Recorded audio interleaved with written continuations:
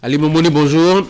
Bonjour Tanguy. Nous sommes jeudi. Jeudi, rendez-vous sur Sport Matin avec un invité. Votre invité ce matin, Habib Marcos, ancien footballeur international béninois. Monsieur Marcos, bonjour.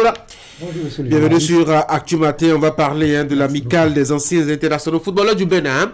On verra bien quelle est sa bonne santé actuellement. Mais avant, quelques notes d'information. Ali Momoni, on va parler de Ligue Pro. Oui, on va parler Ligue Pro dans cette page des sports. Commencer bien sûr par parler de la 13e journée qui a démarré hier. Et puis il y a eu plusieurs explications qui ont été disputées. Beki FC était à domicile face à l'Union sportive des Cavaliers de Neki, 2-1 à l'arrivée. Dynamo FC de Paracoya est à connaissance séparée 2-2, score 1 but partout.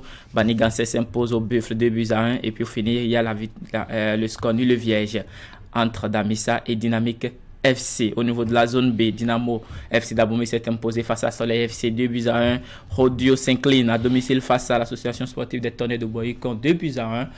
Voilà, score identique bien entendu. L'Autopopo et Real Sport c'est pas 2-2 sur un but partout. Score identique entre Abeille FC et Espoir FC de Savalo. Au niveau de la zone C, il y a eu 3 rencontres disputées hier.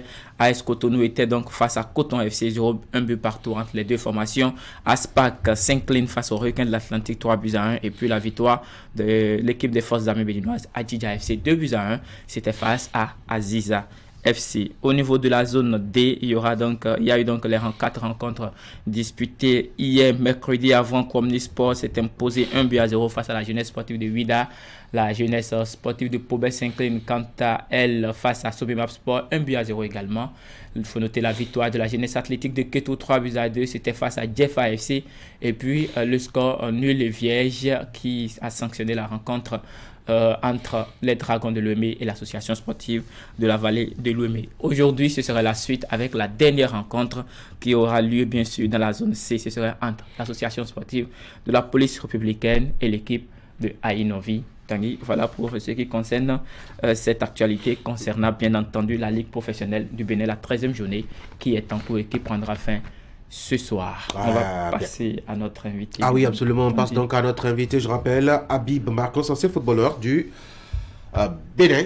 Monsieur Marcos, bonjour. Bonjour Tanguy Agoy. Bienvenue sur Actu Matin. Merci beaucoup. Vous étiez les écureuils, merci d'avoir accepté notre invitation. Aujourd'hui, on parle de Guépard. Habib Marcos, on sait que vous avez porté le couleur national et ce n'est pas que vous. Il y en a bien entendu depuis plusieurs années. Aujourd'hui, il y a cette amicale des anciens internationaux béninois que vous avez mis en place.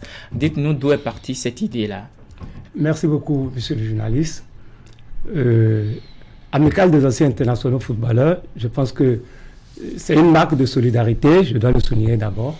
Et au-delà même de la marque de solidarité, c'est, n'est-ce pas, un regroupement qui se veut, n'est-ce pas, une association de développement.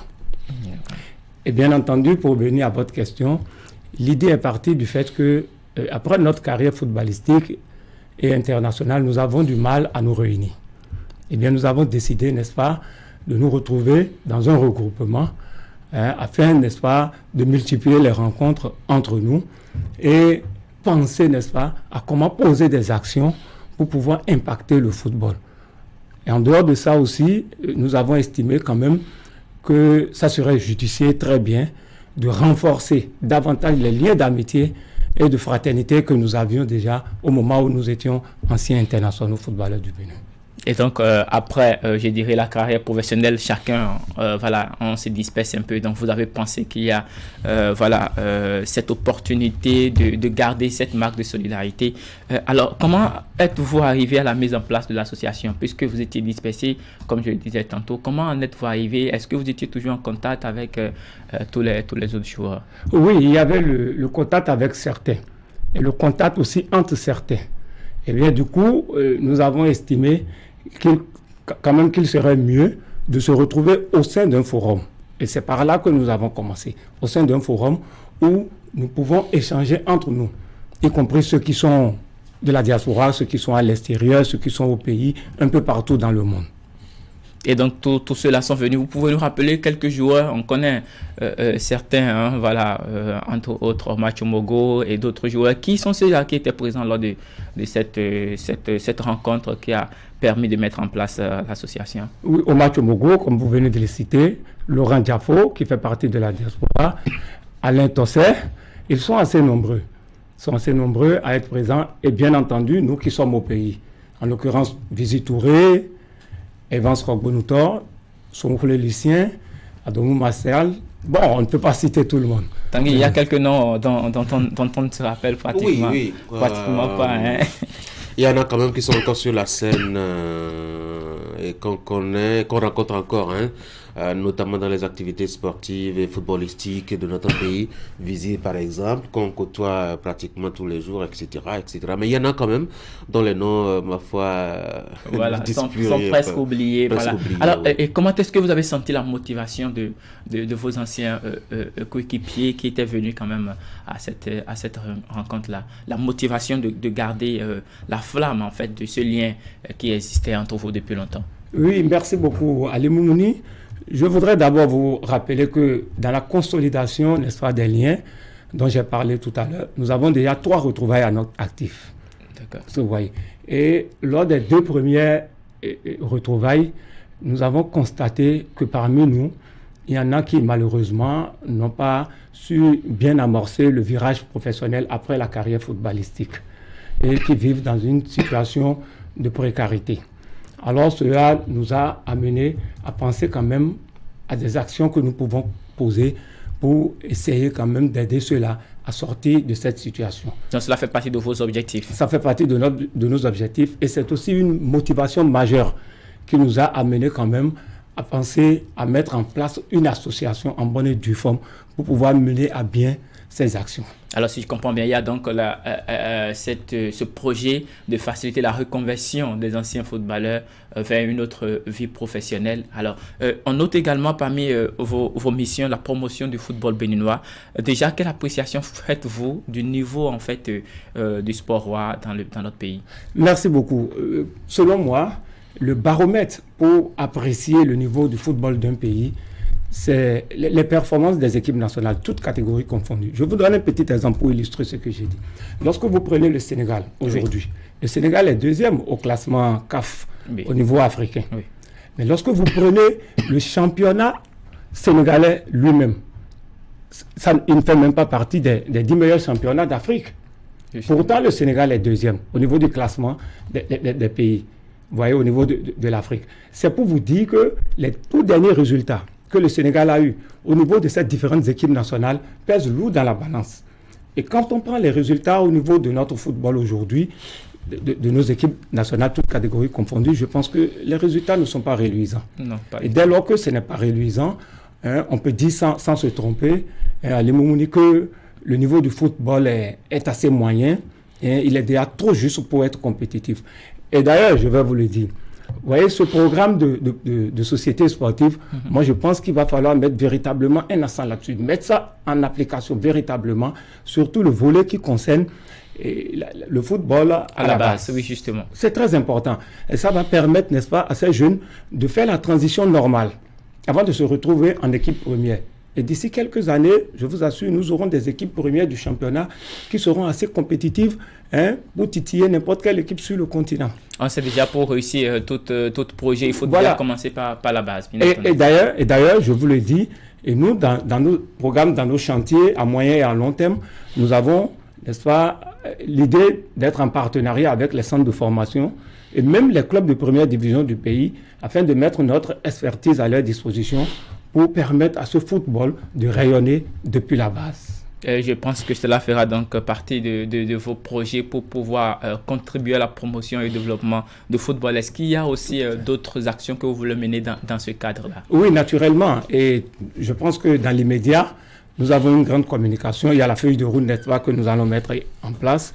Mais dans l'immédiat, il y a une grande communication que nous devons faire au niveau des membres de notre association pour, n'est-ce pas, les amener à comprendre aujourd'hui que le football et le développement du football ne passe pas seulement par le métier d'entraîneur. Il y a plusieurs métiers liés, n'est-ce pas, au football aujourd'hui. Bien entendu. Il y a les kinésithérapeutes, oui. Il y a les agents de joueurs, il y a, n'est-ce pas, l'entraîneur des gardiens de but, par exemple. Il y a même les nutritionnistes aussi. Il y a tout ça concourt, n'est-ce pas, au développement du football. Donc, nous allons faire une large communication pour susciter, n'est-ce pas, l'engouement chez les membres de notre association afin que chacun puisse se retrouver dans le métier de football auquel il veut attacher ses qualités. Alors, avec tout ce que vous avez à faire dans le genre, favoriser bien sûr la reconversion aussi des anciens footballeurs, promouvoir le football béninois, comment comptez-vous trouver les moyens pour y arriver? Je pense que les moyens, nous devons d'abord parler des moyens humains. En tant qu'anciens internationaux, vous convenez avec moi que l'expérience d'anciens joueurs doit peser dans la balance, bien entendu, ce que nous avons déjà. Toujours en ce qui concerne les moyens humains, la volonté que suscitent, n'est-ce pas, les membres de notre association à se faire former et à intervenir. Je pense que c'est un atout majeur aussi. Et en dehors de ça, en ce qui concerne les moyens financiers, je crois que nous avons les cotisations statutaires. Nous avons d'autres cotisations, des souscriptions aussi qui interviennent en cas de besoin. Et nous avons l'apport consistant de la diaspora. Et il faut le noter, nous avons vraiment une diaspora en notre sein qui est prête à tout moment et qui nous soutient. Et c'est aussi le moment de dire que nous allons compter sur des apports extérieurs que je ne voudrais pas dévoiler tout de suite ici. Alors, Habib Marcos, ancien footballeur béninois, merci d'avoir accepté notre invitation ce matin. On va finir cet entretien. Votre mot de fin. Merci beaucoup, Ali Moumouni. Je tiens d'abord à remercier fortement Canal 3 Bénin pour cette opportunité que vous nous avez accordée. Je tiens à remercier tous les membres de l'association pour leur dévouement, leur engagement au quotidien pour accompagner les actions. Je tiens aussi à remercier nos deux présidents d'honneur, en l'occurrence Laurent Diafo et Amavi Rémy, qui d'ailleurs sont des anciens internationaux. Béninois, bien entendu. Bien entendu, vous le savez bien. Et maintenant, fini par une expression si chère à notre président Ouma Tchomogo, ensemble, on est plus fort. Allez, Tanguy, ensemble, on est plus fort. Et puis voilà, ce slogan de l'amicale des anciens internationaux footballeurs du Bénin, de AIFB, qui marque sa solidarité et qui, bien entendu, entend contribuer pour le développement du football béninois et surtout pour la reconversion des anciens footballeurs béninois. Mesdames et messieurs, voilà l'essentiel à retenir ce matin pour le compte de l'information sportive. Tanguy. Allez, Mouni, merci beaucoup. Comme je le faisais, je vais aussi sacrifier la tradition. Ce sera notre dernier rendez-vous, en tout cas pour le compte de 2023 pour cette petite aventure, en attendant donc de reprendre d'ici 2 ou 3 semaines. L'actualité aura été très fournie en tout cas sur l'Actu Matin concernant donc les sports. Merci beaucoup pour le service et le sacrifice chaque matin. J'espère que vous avez le sentiment d'avoir servi vraiment la nation. Allez, bonne journée. Prenez soin de vous. Passez de très bons moments de fête. Monsieur Marcos, bonne journée. Merci beaucoup, Tanguy Agoy. Et bonne journée à vous aussi. Merci beaucoup. Mesdames et messieurs,